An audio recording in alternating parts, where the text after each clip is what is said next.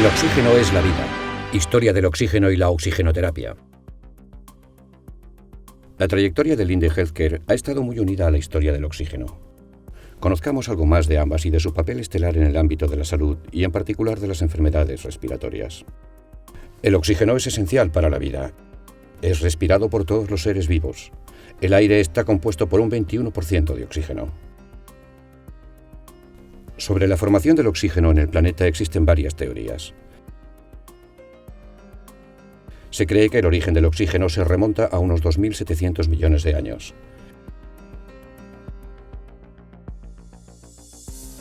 En la atmósfera primitiva no había oxígeno y los primeros organismos fueron capaces de vivir en su ausencia.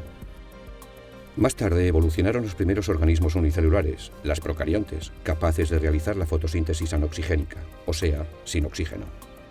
400 millones de años después surgen las primeras cianobacterias, que a través de la fotosíntesis oxigénica producían sustancias orgánicas y liberaban oxígeno como producto de desecho.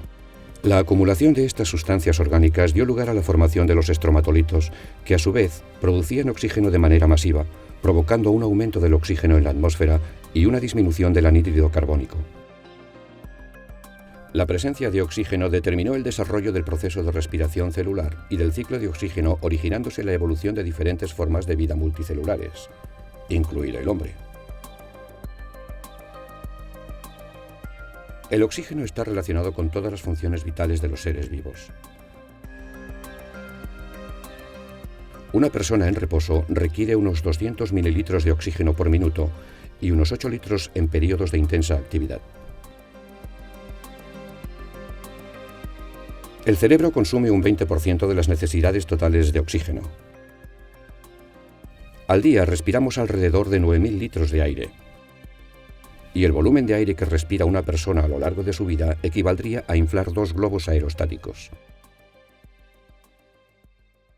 Toda nuestra historia empezó con el descubrimiento del oxígeno.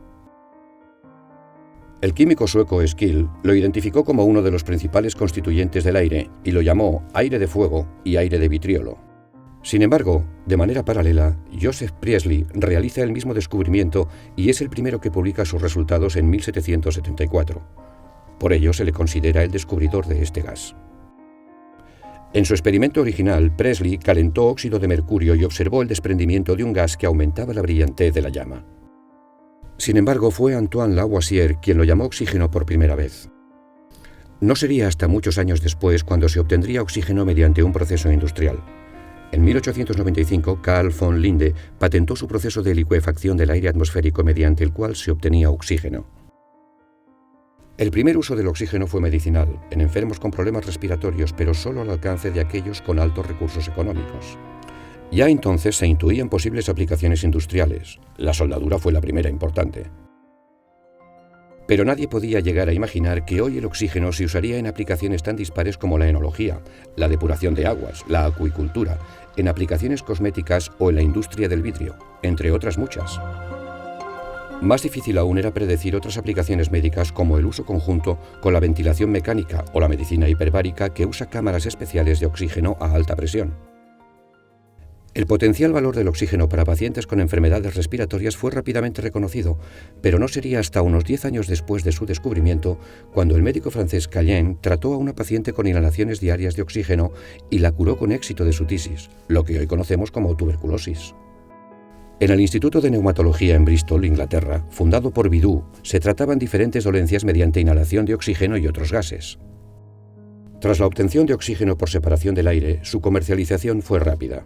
Fue al final del siglo XIX cuando la oxigenoterapia comienza a aceptarse entre un número creciente de médicos, siendo los primeros años del siglo XX donde realmente empieza a aumentar su uso de manera sistemática. El Dr. Barak describió en 1922 el uso del oxígeno en pacientes hospitalizados con neumonía, considerándole por ello el padre de la oxigenoterapia moderna. Más tarde, desarrolló un sistema, a partir de las mascarillas de los pilotos de aviones, que permitía la administración de oxígeno de manera continua.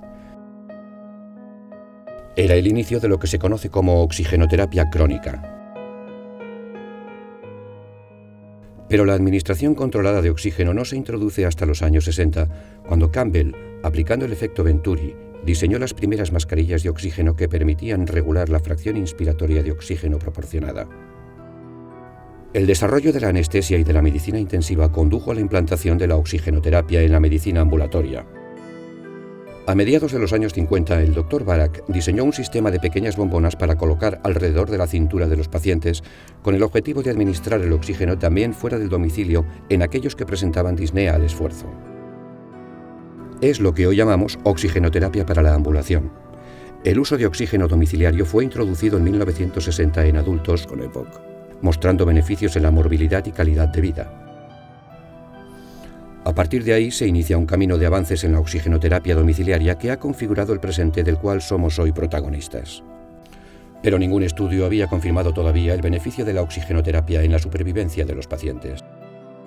De esta inquietud nacieron los ya clásicos estudios de los años 80 que sentaron las bases de la oxigenoterapia crónica domiciliaria en pacientes con EPOC.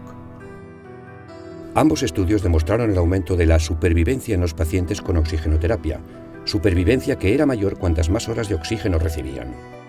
Una revisión del estudio NOT demostró, 20 años después, que los pacientes que usaban oxigenoterapia domiciliaria continua, pero además mantenían un buen nivel de actividad física, eran los que más beneficio obtenían en términos de supervivencia.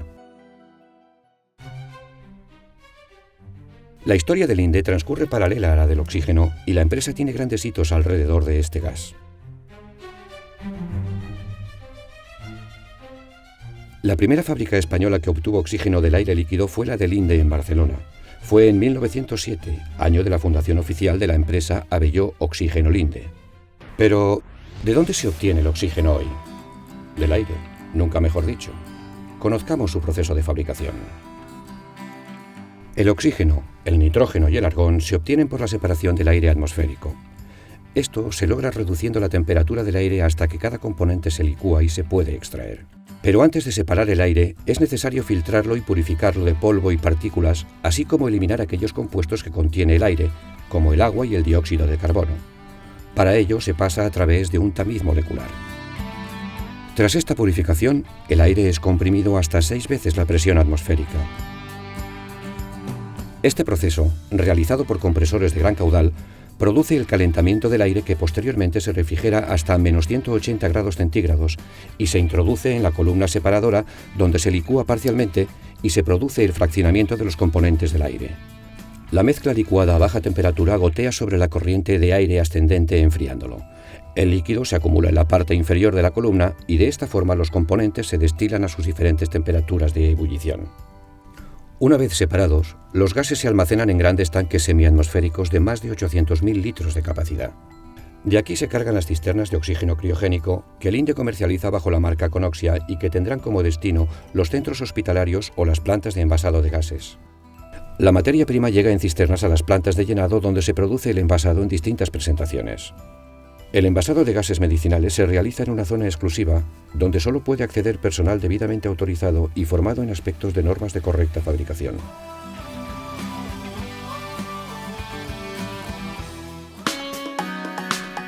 Llegado a este punto, ya tenemos el oxígeno para hacerlo llegar a los centros hospitalarios y a nuestros pacientes en sus domicilios.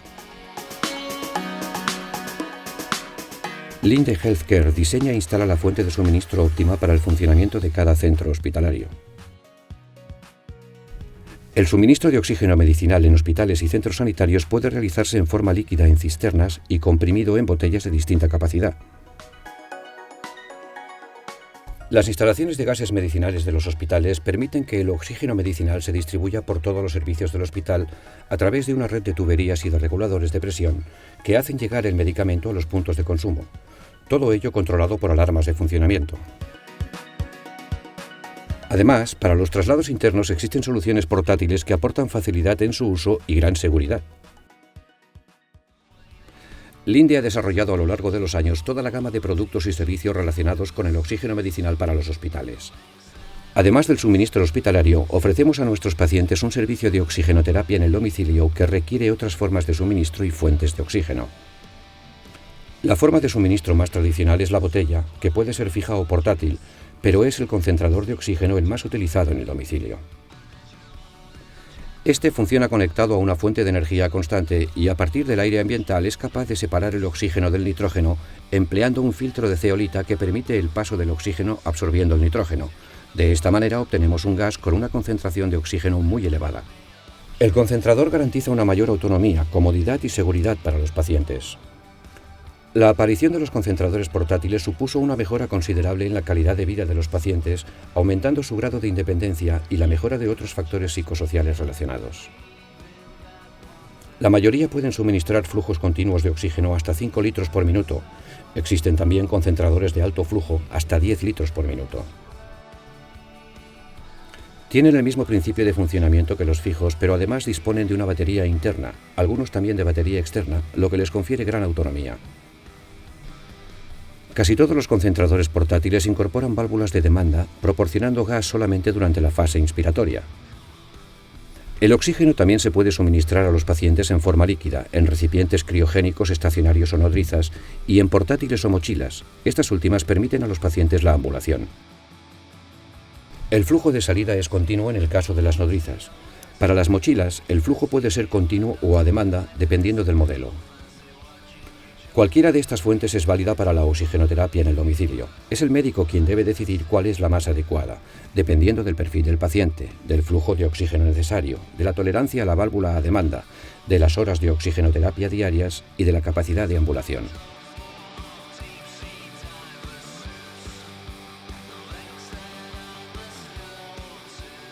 En la eficacia del tratamiento con oxígeno intervienen otros factores, tales como el conocimiento y la información sobre la enfermedad y los beneficios de la oxigenoterapia, el estilo de vida saludable, el ejercicio físico moderado y el cumplimiento terapéutico. Todo ello ayuda a potenciar una mayor implicación y una actitud colaboradora del paciente que se refleja en los resultados. Por ello es importante también la responsabilidad y el compromiso de la empresa prestadora de la terapia en el seguimiento del paciente crónico, evaluando el cumplimiento y la adaptación del paciente a la terapia, ofreciendo información adicional sobre educación sanitaria y cualquier tipo de apoyo que precise. No menos importante es la información que se da al médico prescriptor sobre los datos de cumplimiento y adherencia al tratamiento, de forma regular, ágil y eficiente. La administración, los profesionales sanitarios y las empresas han propiciado que los pacientes con oxigenoterapia tengan hoy muchas más opciones para llevar una vida prácticamente normal. Ahora es posible desarrollar una actividad profesional y realizar actividades de ocio que benefician su estado físico y anímico. Por ejemplo, en España, unas 2.000 personas con oxigenoterapia viajan en avión al año, según datos de Iberia, lo que significa un gran logro. Es apasionante y muy gratificante poder atender a pacientes en todo el mundo, ser un aliado eficaz y de confianza para los profesionales sanitarios y ofrecer a las administraciones sanitarias soluciones eficientes e innovadoras. El futuro nos abre un abanico de nuevas oportunidades para ayudar a los pacientes a vivir con oxígeno.